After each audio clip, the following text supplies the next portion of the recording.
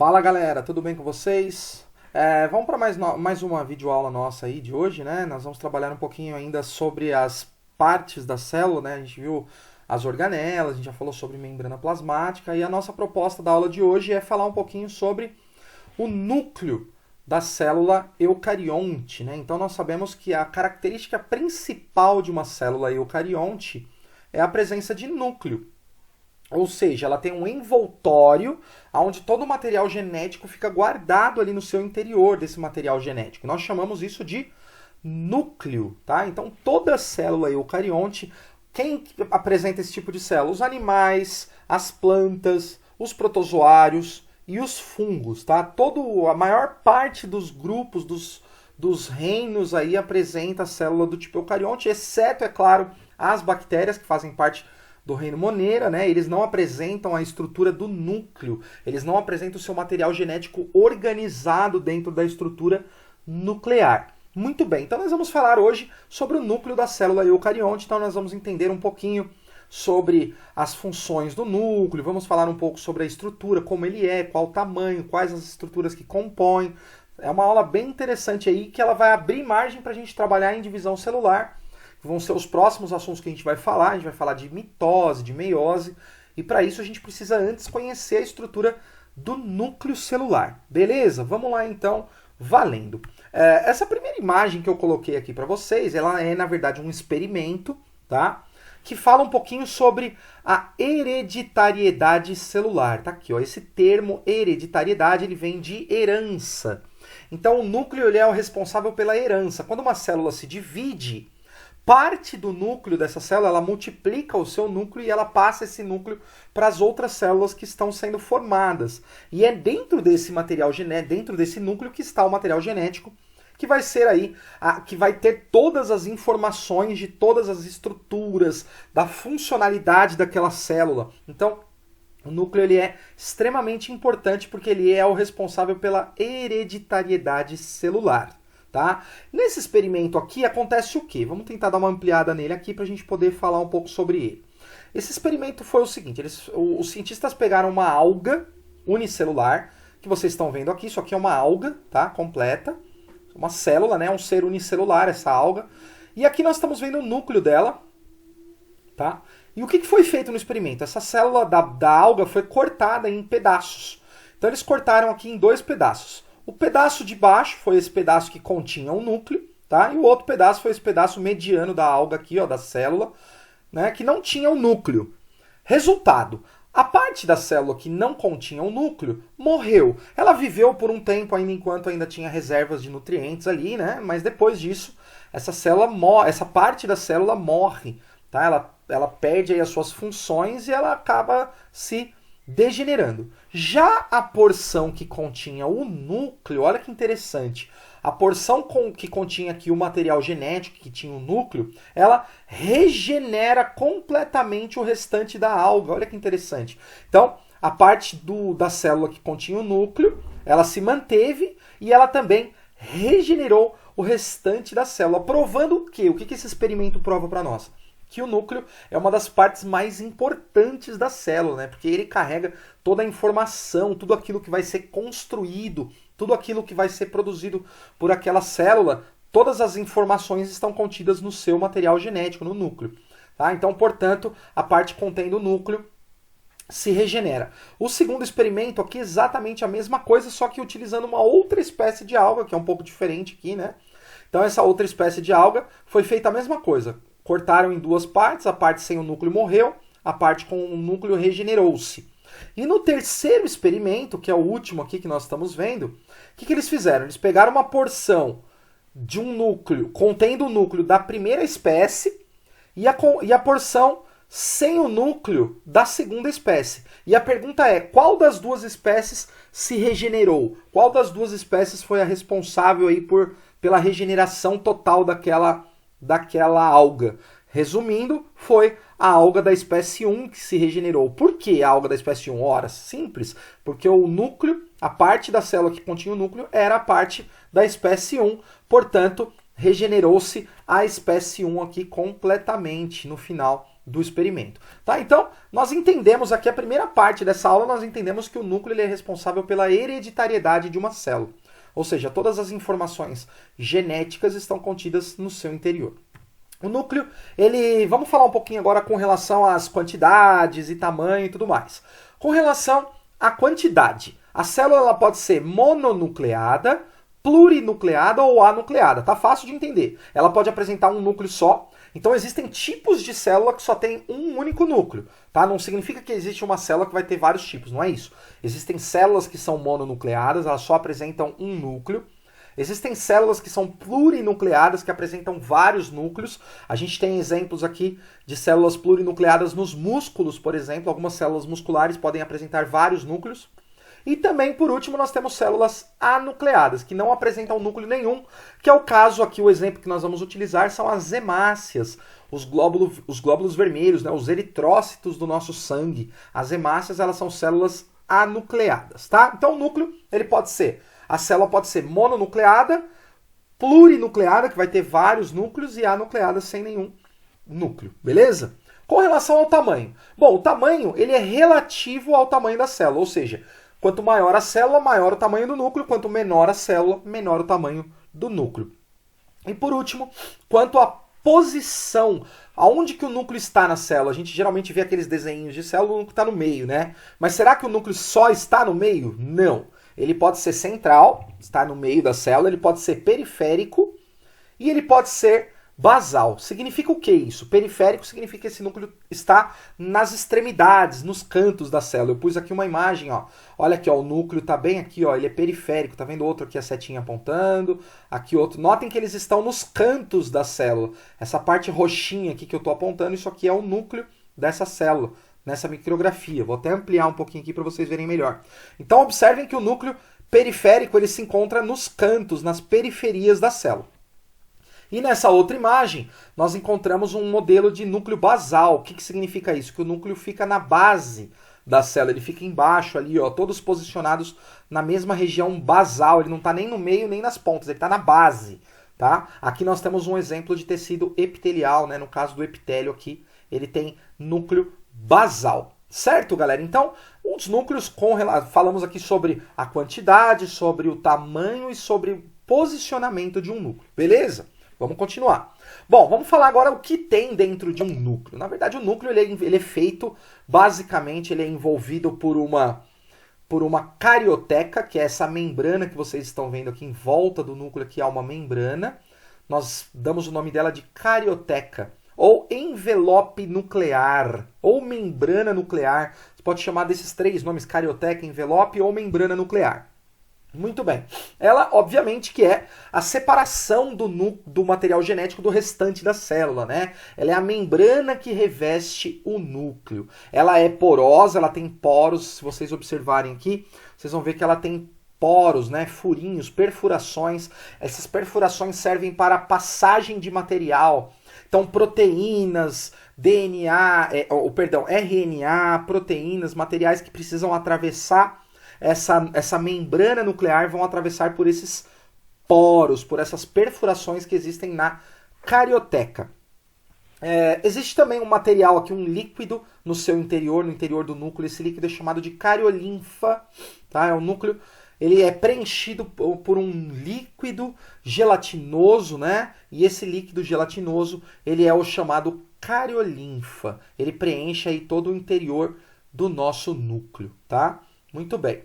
E também nós temos aqui no meio, mais ou menos, aqui do núcleo, né? Essa estrutura que vocês estão vendo aqui, um corpúsculo. Esse corpúsculo ele é chamado de nucleolo. O que é um nucleolo? O nucleolo ele é um ponto de fabricação de ribossomos. Lembra daquela organela que nós falamos lá atrás, os ribossomos, que são responsáveis pela síntese proteica? Pois bem, esses ribossomos eles são produzidos aqui no nucleolo. Então o nucleolo nada mais é do que um emaranhado de material genético que vai sintetizar os ribossomos. Lembrando que ribossomo também é feito de material genético, tá? Os ribossomos são feitos de RNA ribossômico e esse RNA ribossômico ele é feito a partir do material genético que se compacta aqui no nucleolo, tá? Então aqui há uma informação, essa informação ela é transcrita em RNA ribossômico que vai produzir então todos os ribossomos que existem no citoplasma da célula. Aqui na imagem, inclusive, a gente encontra alguns desses ribossomos atrelados aqui, aderidos ao retículo endoplasmático rugoso. Olha ele aqui, ó, já na saída ali do núcleo, né? A gente já encontra aqui uma grande quantidade de ribossomos aderidos ao retículo endoplasmático. Muito bem. Então, lembrando que o nucleolo é o responsável pela síntese de ribossomos, pela fabricação de ribossomos, beleza? Então falamos de 3 partes aí do núcleo, né?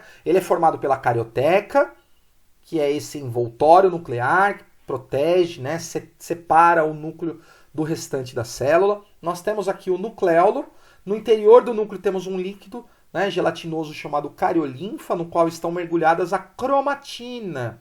E agora a gente vai falar um pouquinho dessa cromatina. O que é a cromatina? Cromatina é um material genético na forma, deixa eu só arrumar aqui minha tela para a gente ir. Isso, aqui está. Então lá dentro do núcleo, nós temos aqui uma série de filamentos. Esses filamentos que vocês estão vendo aqui são chamados de cromatina. Tá? É um monte de fiozinho dentro do núcleo. Esses fiozinhos, esses filamentos são fios de cromatina. E o que na verdade são esses fios de cromatina? São DNA. Olha que legal. Se a gente for observar a imagem aqui, ó, tá afastada, -1, né? Você está vendo aqui que nós temos até chegar no DNA. Então são fitas de DNA enroladas nessas bolinhas aqui, que são proteínas chamadas histonas. Então, as histonas são proteínas no qual o DNA se enrola sobre elas, e essa enrolação, esse aglomerado de histonas mais DNA forma esses fios que nós chamamos de fios de cromatina, fibras de cromatina. Então, basicamente, isso é a parte mais importante do núcleo. Esses fios de cromatina que vocês estão observando aqui, eles são a parte essencial do núcleo, né? Eles são a parte do material genético. Então a cromatina nada mais é do que DNA enrolado em proteínas denominadas histonas. Isso é muito, muito, muito pequeno, né? Nós estamos trabalhando aqui com nanômetros, né, de diâmetro. Olha aqui, ó. Nós estamos trabalhando com uma unidade de medida microscópica muito reduzida, né? Nós estamos vendo aí estruturas da ordem molecular. Você não consegue enxergar o DNA com um microscópio óptico, por exemplo, porque ele é muito reduzido. Você vai encontrar dentro do núcleo apenas, a única coisa que você vai conseguir enxergar ali são esses fios de cromatina. Tudo bem? Beleza, então. O que é um cromossomo? Agora a gente vai falar um pouquinho de uma estrutura extremamente importante que surge durante a divisão celular. Nós chamamos essa estrutura de cromossomo. O que é um cromossomo? O cromossomo nada mais é do que um aglomerado de fios de cromatina, que nós acabamos de falar. Então esses fios de cromatina, eles começam a se enrolar, e eles vão se compactando, até ficar com essa última forma que está aqui no número 5, ó. Essa forma que vocês estão vendo aqui é um cromossomo duplicado, tá? Então isso aqui é um cromossomo, ele só fica nessa forma durante as fases iniciais da divisão celular. Então nós temos o processo de divisão celular que a gente ainda não falou, nós vamos entrar nisso posteriormente. Quando a célula vai se dividir, ela precisa, obviamente, dividir o seu material genético. Só que o material genético precisa se organizar para essa divisão. Então ele se organiza na forma cromossômica, que é essa forma que vocês estão vendo aí. Esse material vai se aglomerando, até que ele forma um condensado de fios de cromatina chamado cromossomo. Tá? Muito bem. A gente só vai observar essa estrutura durante o período de divisão celular. Durante o período em que a célula não está se dividindo, a gente vai ver apenas fios de cromatina no núcleo de uma célula. Tá bom? Então, que fique claro isso. A gente chama esse cromossomo de cromossomo metafásico porque ele fica com a sua forma mais condensada durante uma fase da divisão celular chamada metáfase. Então o que nós estamos enxergando aqui? Ó? Na primeira imagem tem o DNA. Imagina que você está vendo um zoom e você ampliou esse zoom ao máximo. Né? Então você enxerga o que? O DNA. Se você afasta um pouco o zoom, você vai encontrar o DNA enrolado em histonas, que é a segunda imagem. Note que você já não está mais vendo o DNA aqui, você já está vendo ele afastado. Aqui na terceira imagem você já está vendo um cromossomo simples, tá? E aqui na quarta e quinta imagem você já está vendo um cromossomo duplicado. Por que duplicado? Porque esse cromossomo ele já passou por um processo de duplicação. Ele fez 2 cópias de cada uma das suas moléculas de DNA. Lembrando que cada cromossomo é formado por uma molécula de DNA. Quando o cromossomo se encontra nessa forma duplicada, significa que ele tem duas moléculas idênticas de DNA. Então, toda essa primeira parte aqui que eu estou apontando, ó, toda essa primeira parte aqui, que é chamada de cromátide, essa cromátide inteira é formada por uma única molécula de DNA. Aqui do outro lado tem outra cromátide que eu estou apontando. Essa outra cromátide ela é formada por outra molécula de DNA, ou seja, uma cópia exata uma da outra. É como se a imagem tivesse espelhada. Então, são duas moléculas de DNA que ficam ligadas ali por um centrômero, que é esse pontinho vermelho que vocês estão vendo. Isso é uma constrição chamada centrômero, certo? Então, isso aqui é um cromossomo duplicado porque ele tem duas cromátides idênticas. Essas cromátides elas se separam durante a divisão celular. Por isso que as células produzidas ao final de uma divisão são células iguais, porque elas vão levar aí as duas cromátides, cada uma leva uma cromátide, né? E essas duas células vão ficar semelhantes em material genético. Beleza? Então, nós falamos aqui um pouquinho sobre a estrutura do cromossomo. Então, é tudo a mesma coisa, gente. DNA, cromatina, cromossomo são, na verdade, estágios de organização do material genético. Quando eu falo cromatina, eu estou me referindo a um estágio em que a célula não está se dividindo. Então, aquele material genético ele está todo solto, disperso, né? Eu costumo usar um exemplo nas minhas aulas, igual um gato com uma bola de lã. Se você pegar uma bola, um novelo de lã e dar para um gato, ele vai soltar aquela lã toda, ele vai espalhar pela casa inteira, vai ficar uma bagunça. Tá? E você vai pegar aquelas fios que o gato bagunçou, você vai enrolar tudo de novo. Então, quando você enrola, você está compactando aqueles fios de lã. Então, imagina que o cromossomo que nós estamos vendo aqui, no seu estágio final, né, já de condensação, ele é o novelo de lã. Tá? E quando você enxerga os fios de cromatina, eles são os fios daquele novelo de lã. Espero que vocês tenham entendido dessa maneira. Se alguém tiver dúvida, depois eu estou à disposição de vocês. Tá? Então, o cromossomo ele é o material genético na sua forma condensada e ocorre durante a divisão celular, mais precisamente os primeiros estágios da divisão celular, que se encontram na prófase e na metáfase. A gente vai falar disso posteriormente. Muito bem. A cromatina ela é dividida em duas porções. Nós vamos chamar de eucromatina e de heterocromatina. Então aqui nessa imagem a gente consegue enxergar aqui, ó, parece um araminho, né, uma mola. Aqui nós temos a eucromatina e a heterocromatina. O que significa a eucromatina? É um filamento que está esticado, tá vendo que ele não forma um espiralzinho, ele não está emboladinho, tá? Ele apresenta atividade gênica, essa parte. Ela é a responsável por sintetizar proteínas. Ali existem as informações do DNA responsáveis pelas informações que serão traduzidas lá na frente. Então aqui a informação real que será traduzida. Já nessa parte condensada, nessa parte toda enroladinha que vocês estão vendo aqui, a gente chama de heterocromatina. É um material que é inativo, ele não atua no transporte de informações, tá? Ele só faz parte da estrutura da cromatina, mas ele não vai ser viável na síntese de informações, né? Na síntese de proteínas que vai ser realizada lá na frente. Então nós temos a eucromatina e a heterocromatina. Aqui nós temos a imagem de um cromossomo simples, né? Ó, os estágios do cromossomo aqui, tá? Os fios de cromatina, onde nós dividimos eucromatina e heterocromatina. Lembrando que a eu é a parte ativa e a hetero é a parte inativa, tá? Aqui nós temos um cromossomo simples, que ele já está espiralizadinho, né? Já temos os graus de espiralização ocorrendo. E aqui nós temos um cromossomo altamente condensado, ele já está bem enrolado. E duplicado também, né? Então ele já está com as duas cromátides aí formadas. Nessa imagem a gente pode ver um cromossomo inteiro aqui, de uma forma mais ampla, né? Aqui ele está deitadinho, tá? Não muda muita coisa. Cada estrutura dessa que vocês estão vendo aqui é uma cromátide, ó. Então aqui nós temos uma cromátide na parte superior, aqui, ó, estou apontando, estou circundando ela aqui, ó, isso é uma cromátide. E aqui embaixo nós temos outra cromátide. Então esse aqui é um cromossomo duplicado, composto por duas cromátides, né? Cada cromátide tem dois braços. Então essa estrutura é um braço, essa estrutura é outro braço. Essa é outro e aqui outro. Então, ou seja, cada cromátide tem dois braços, no caso aqui, ó, um braço, outro braço, aqui mais um e mais outro, tá? Então, o cromossomo metafásico, lembrando que ele é chamado de metafásico porque ele fica com essa forma condensada durante a metáfase, que é uma fase da divisão celular. Por isso que ele tem esse nome metafásico. Então esse cromossomo metafásico ele está com esse formato, né, condensado, formado por duas cromátides presas a um centrômero, aqui uma constrição. Então aqui é um centrômero. Aqui temos uma constrição secundária, que podem ocorrer também. E nós temos as pontas dos cromossomos aqui, que nós chamamos de telômeros, tá? A informação aqui da pontinha, né, essas cabecinhas dos cromossomos aqui são chamadas de telômeros. Então nessa imagem aqui, ó, se eu fizer a pergunta para vocês, quantos cromossomos existem nessa imagem? Apenas um.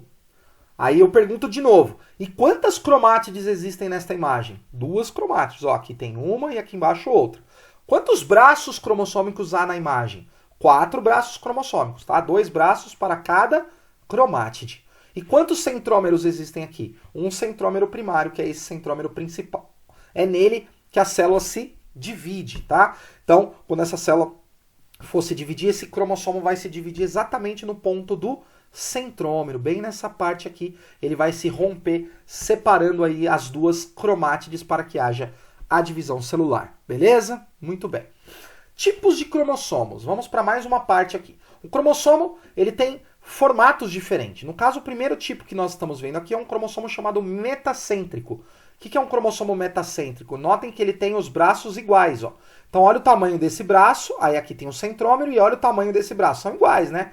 O braço superior aqui da cromátide e o braço inferior tem basicamente o mesmo tamanho, ou seja, o centrômero está bem no meio, né? Bem no centro aqui está o centrômero. Então nós chamamos esse cromossomo de cromossomo metacêntrico, ou seja, o centrômero se encontra bem no meio, entre os braços cromossômicos.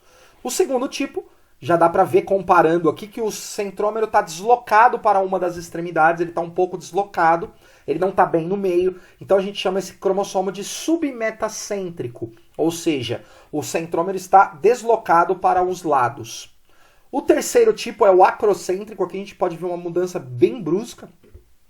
A gente observa que 2 braços cromossômicos são bem grandes e tem uns pequenininhos aqui, ou seja, o centrômero está muito deslocado para uma das extremidades, tá? O centrômero está muito deslocado, deixando os braços com essa diferença aí, né, bem grande entre eles. E ele é chamado de acrocêntrico. Acrocêntrico, porque ele está bem deslocado para uma das extremidades. E por último, o cromossomo do tipo telocêntrico. O que é um cromossomo telocêntrico? Ele basicamente só tem 2 braços, né? Notem que o centrômero está bem na extremidade dos cromossomos. Então ele forma basicamente 2 braços cromossômicos nesse caso aqui. A gente chama de cromossomo telocêntrico. Dentro de um animal, de um vegetal, dos seres vivos, nós podemos encontrar os 4 tipos de cromossomos, né? Nós chamamos isso de cariótipo, né? O que é o cariótipo? O cariótipo é o conjunto cromossômico de uma espécie. Então, no conjunto cromossômico de uma determinada espécie, seja de um animal, de uma planta, de um fungo, a gente pode encontrar os cromossomos nesses mais diversos formatos aí que a gente viu, que é o metacêntrico, o submetacêntrico, o acrocêntrico e o telocêntrico. Beleza? Vamos falar agora um pouquinho sobre ploidia. O que é ploidia, galera? Ploidia significa a quantidade de cromossomos que a espécie vai apresentar, tá? Então, nós temos aqui, se um cromossomo ele tiver pares de cromossomos, a gente diz que essa célula é diploide, tá? Que é o caso dessa imagem aqui, ó. Então, note que nós temos aqui um par de cromossomos semelhantes. Eles são muito parecidos. Por que eu tenho um par de cromossomos? Ora, porque veio um do pai e veio um da mãe. Então eu tenho aqui um pareamento de cromossomos. Ó, durante a reprodução, o espermatozoide trouxe a metade dos cromossomos do pai e o óvulo a metade dos cromossomos da mãe. Quando houve aquela fecundação, um cromossomo veio do pai, o outro cromossomo veio da mãe. Se juntaram formando um par. Nós chamamos esse par de cromossomos homólogos. A palavra homólogo significa semelhante. Então nós temos um cromossomo homólogo ao outro se pareando. Então nós chamamos essa célula de célula diploide. Por quê? Porque os cromossomos são organizados aos pares. Muito bem. Quando essa célula não tem pares de cromossomos, ele está sozinho, a gente diz que é uma célula haploide. Por exemplo, os gametas, né, os espermatozoides e os óvulos, são células haploides, porque eles têm apenas a metade do conteúdo cromossômico, né? Lembrando que essa quantidade de cromossomos vai se equivaler novamente durante a fecundação, eles vão se encontrar e aí volta a ter o número original da espécie. mas enquanto aquela célula é um gameta, ela apresenta apenas um número haploide de cromossomos, ou seja, nós temos apenas um cromossomo de cada lote. E na célula diploide nós temos 2 cromossomos de cada, tá? Muito bem. Haploide, diploide. Então tá aqui a definição. Haploide é apenas um cromossomo de cada par, diploide, cromossomos aos pares. Nós somos seres diploides. Por exemplo, no nosso corpo, eu sou um animal, nós temos o corpo formado por células e cada célula do meu corpo ela é diploide. Ou seja, eu tenho cromossomos organizados aos pares. Eu tenho 23 pares de cromossomos, a espécie humana. Significa que eu tenho 46 cromossomos organizados aos pares. 23 pares, mais precisamente. 23 pares dá 46 cromossomos. Tá? Já nos gametas que nós produzimos nos óvulos das mulheres e nos espermatozoides dos homens, existe célula haploide, que tem apenas a metade, não tem par. Então existem apenas 23 cromossomos que não formam pares. Tudo bem? Deu para entender essa questão da ploidia? Então todas as espécies elas podem apresentar aí uma ploidia. Ou ela vai ser haploide, ou ela vai ser diploide. E no caso das mutações, existem até outros casos lá que a gente vai falar posteriormente, que são as triploidias, tetraploidias, mas aí é uma outra história. O básico que nós precisamos entender aqui é que as células podem ser haploides ou diploides. A gente vai usar uma nomenclatura aqui, a gente vai usar as letrinhas, né? Então o N, toda vez que você vê um N na frente de um número cromossômico, significa que aquele número de cromossomos é haploide.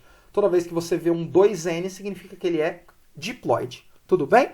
Beleza, então. Aqui na imagem nós temos um cromossomo sozinho, outro. São 3 diferentes. Eles não são homólogos, então eu tenho 3 cromossomos. Aqui na imagem ao lado eu tenho 3 pares de cromossomos. Aqui, ó. Esse é homólogo desse, esse é homólogo desse e esse é homólogo desse. Ou seja, nós temos 3 pares de cromossomos. Tudo bem, galera? Vamos lá então, continuando. Cariótipo. Nessa imagem nós temos um cariótipo. O que é um cariótipo? É o conjunto de todos os cromossomos que uma espécie apresenta. Então todas as espécies têm um cariótipo. A espécie humana, por exemplo, ela apresenta um cariótipo composto por 46 cromossomos organizados em 23 pares, que é o que nós estamos vendo aqui. Ó. Então aqui está o par 1, 2, 3, 4, 5 e por aí vai. Até chegar aqui no par 22. Ah, professor, mas você falou que são 23 pares. O 23º par é esse último que eu estou apontando aqui. Ele é chamado de par sexual. É o par responsável na nossa espécie pelas características sexuais da espécie. Então, se tiver X e X, é uma mulher. Se tiver X e Y, é um homem. Tá? Então, ele é o responsável pela característica sexual da nossa espécie. Tá? Então, são 23 pares, ou melhor, 22 pares que nós chamamos de cromossomos autossômicos. E o último par é o par chamado par sexual. Então, nós temos 22 pares de cromossomos autossômicos, que dá um total de 44 cromossômicos. E mais um par, que é o par sexual, que dá um total aí de 46 cromossomos na espécie humana. Então, o nosso cariótipo ele é diploide igual a 46 cromossomos, organizados, obviamente, em 23 pares. Tá? Então, notem que os pares aqui eles são diferentes. Olha o tamanho do par 1 em relação ao par 15, por exemplo. Notem que a forma desses cromossomos é diferente. A estrutura desses cromossomos ela é diferente. Tá? Então, nós temos aqui um cariótipo. O cariótipo, no caso do exemplo que nós utilizamos aqui, é o cariótipo da espécie humana. Beleza? Ótimo. E para a gente encerrar aqui a última parte dessa aula, né, nós vamos falar sobre o número de cromossomos. Né? O número é o mesmo? É diferente? É diferente. Então, cada espécie vai apresentar uma quantidade de cromossomos diferentes. Esse número pode variar, né? E uma coisa interessante que cabe a gente destacar, que o número de cromossomos não significa que aquela espécie ela é mais evoluída, ou ela é maior, ou ela é melhor. Isso não existe. Nós estamos nos referindo aqui apenas a um número, a uma matemática. Não quer dizer que quanto mais cromossomos uma espécie tem, ela seja mais evoluída ou mais complexa. Ou seja, número de cromossomos não tem nada a ver com complexidade daquela espécie. Por exemplo, uma lombriga tem 2 cromossomos no seu cariótipo, apenas 2. Um mosquito tem 6. Um cavalo tem 66 cromossomos. Uma cabra tem 60, olha que interessante. Um pé de algodão, que é uma planta, tem 52. Ou seja, esse número é diferente. Né? Até porque uma pomba ela apresenta 80 cromossomos e um ser humano 46. Ou seja, a pomba tem quase o dobro de cromossomos de um ser humano. Significa que ela é mais complexa? Não, não tem nada a ver. É simplesmente um número.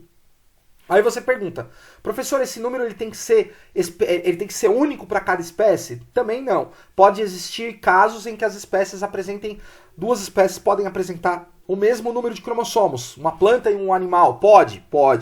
Mas os cromossomos são completamente diferentes. As informações contidas naquele DNA, naqueles cromossomos, elas não têm nada a ver de uma espécie com a outra. São informações completamente distintas. Então, a quantidade de cromossomos pode haver uma coincidência de espécies que apresentem o mesmo número, porém, não tem nada a ver a informação que esses cromossomos carregam no seu DNA. Beleza, galera? Muito bem, então. Então, por hoje é só. A gente encerra aqui a nossa aula de núcleo da célula eucarionte, tá? E nós vamos encerrar por aqui. Vou passar algumas atividades para vocês fazerem também. E vou anexar a essa videoaula, eu vou anexar um vídeo para vocês assistirem também, mostrando algumas animações que vai passar logo no final desse vídeo aqui. Galera, muito obrigado, um grande abraço para vocês, fiquem com Deus, se cuidem e a gente se vê aí até a próxima. Abraço, valeu!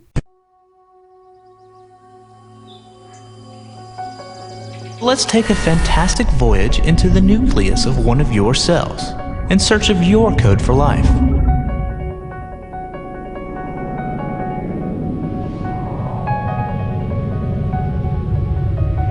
As we penetrate the outer cell wall, we find ourselves swimming in a viscous material called cytoplasm. And in addition to the nucleus floating in the cytoplasm, we encounter tiny parts of the cell. We pass ribosomes and lysosomes and Golgi and mitochondria on our travel.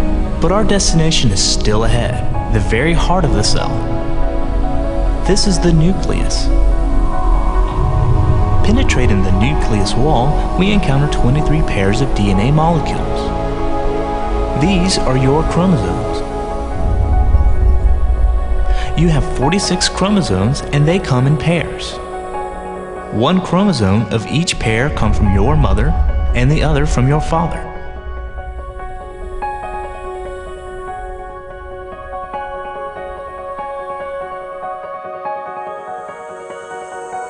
Other creatures have many different numbers of chromosomes, even though we share many of the same genes.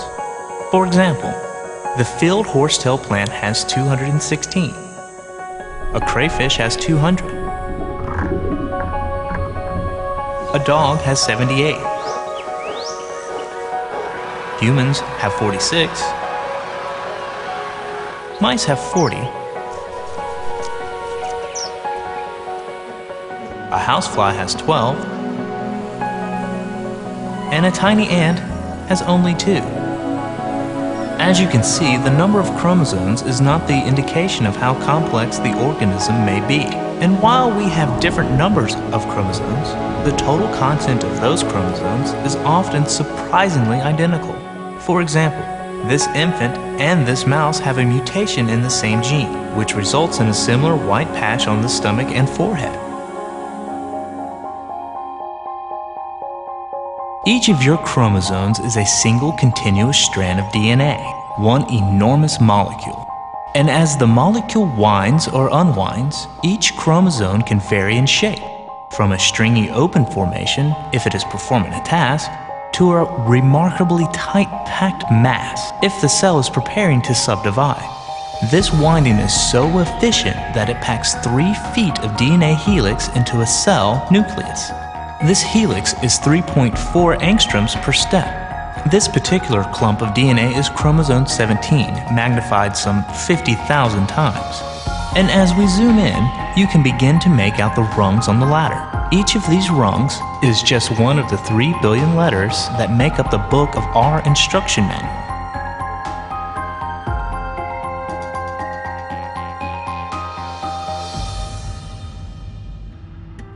The US government maintains a website with much of the current information about genes, chromosomes, and proteins. In the section labeled Chromosome Viewer, you can select a chromosome and see how many base pairs or letters are on the chromosome. When you get to the web page for each particular chromosome, you can see a list of traits and disorders associated with genes on that chromosome. Let's enlarge chromosome 7 and look at one gene thereon. As you can see, the gene that causes cystic fibrosis is here. On other pages, you can see genetic disease profiles. Here is the cystic fibrosis profile. You can even examine specifics about some genes.